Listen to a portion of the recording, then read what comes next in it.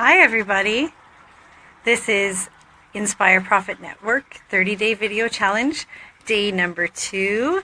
Today I'm going to be talking about favorite childhood memories. This is one of my favorite topics on the list of the 30-day challenge. Sorry about the shaky camera, but it's one of my favorites, so here we go. My fondest childhood memories are usually about getting together with family and friends and cousins and birthday parties and enjoying each other's company and seeing the smile on the newest cousin's baby face and learning about the community I live in. I have some great childhood classroom memories too.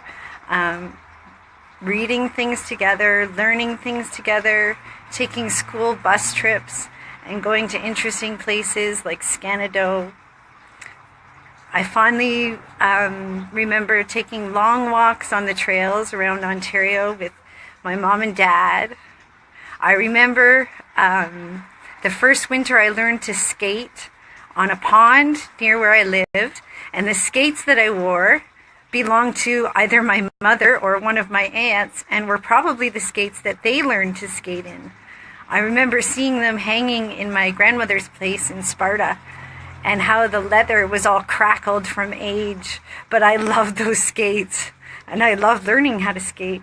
It was so much fun.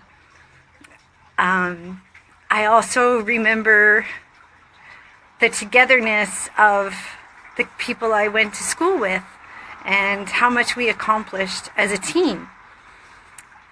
And so I'm starting to, upon all this reflection, realize that there's a common theme to my fondest memories.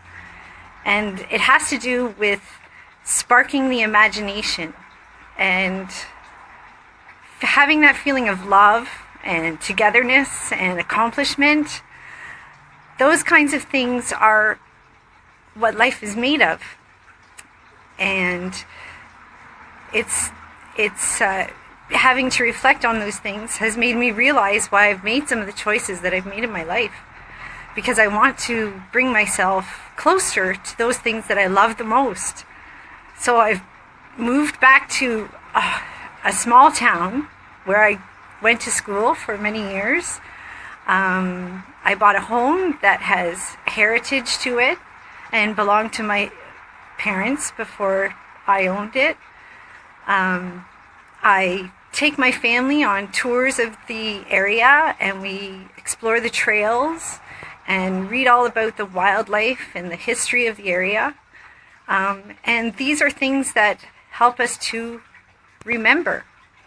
I recently read a book called She Who Remembers. I don't remember who it's by, but it's called She Who Remembers. And it's about a woman who is raised in a tribe that isn't her own.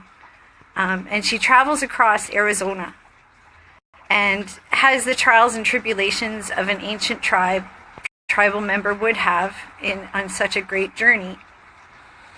But the moral of the story is, through those great trials and tribulations, she remembered her heritage and she remembered the things that she loved in life and that brought her great heartfelt, had that feeling of fullness in her heart, that soul food. And because she was the one who remembered these things, she rose to great prominence in her community. Not to say that I want to rise to great prominence in my community, but I really would like to help people rise to find the things that they love and spend time seeking those things that they desire. Because I truly believe in the society that we're set up in today, we don't have the time to really, truly understand what it is that we love. So tonight, I'd like to invite you all to think about the things that you love. Reflect on your favorite childhood memories. Reflect on those things that brought you that spark of imagination, that spark of wonderment. And think about ways that you can bring yourself closer to those things every day. Because that's truly what life is made of. And that's where positivity comes from. If you have the mindset that you can achieve those things that you love, then you can do it. So reflect on those things that you love. Have a great Tuesday night. Choose those things that you love. Have a great Tuesday, everybody. Thanks for joining me.